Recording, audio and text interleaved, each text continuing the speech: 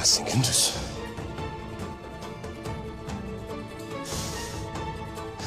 Nasıl bilmezsin Gündüz? Sen kazancının helal mi, haram mı olduğunu bilmeden nasıl alırsın? Baba ben...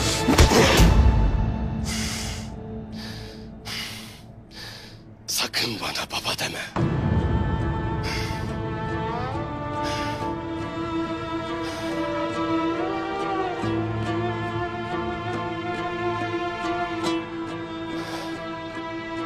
Yıkıl karşımdan.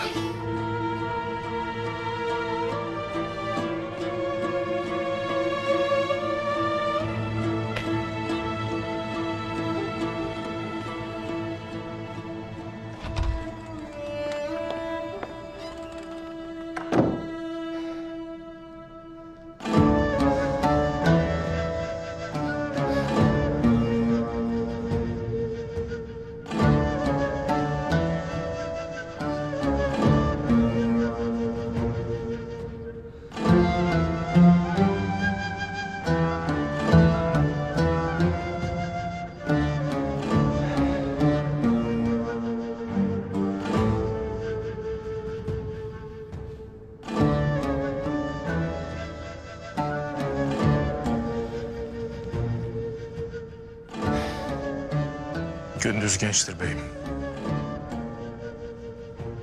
O itlerin tefeci olduğunu bilmeden bu işe bulaşmıştır. Öyledir ya beyim. Gündüz arslan gibi yiğittir. Alpların hasıdır. Böyle bir şeye tevessül etmeyeceğidir beyim.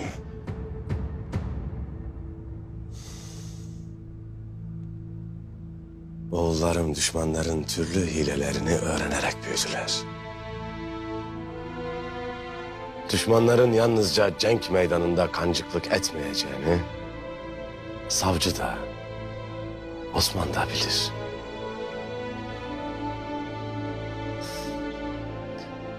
Nasıl olur? Nasıl olur da benim Alp oğlum Gündüz bunu bilmez?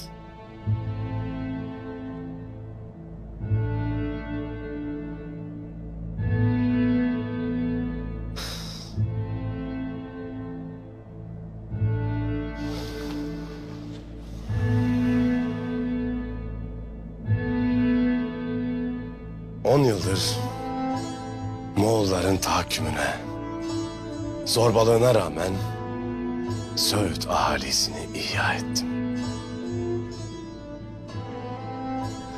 Onları korudum, gözettim. Düşmanların bizi içten içe çürütmek istemesini anlarım. Lakin kendi öz oğlumun bu hale düşmesine katlanamam.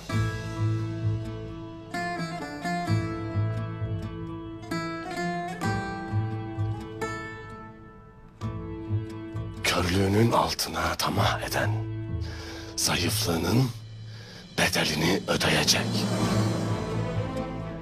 Beyim, bundan gayrı o 3 tefeci pazarda ticaret yapamayacaklar. Bir daha olmaması için gerekeni yapacağız.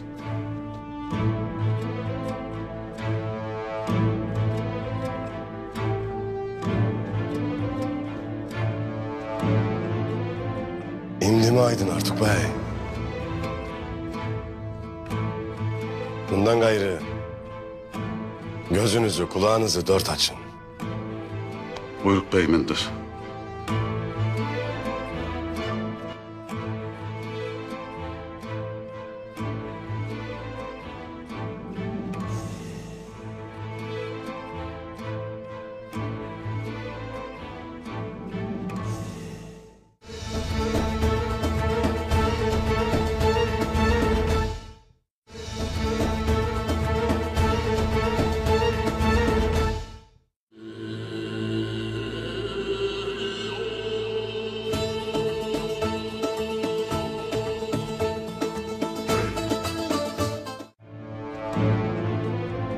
İmdi mi aydın Artuk Bey?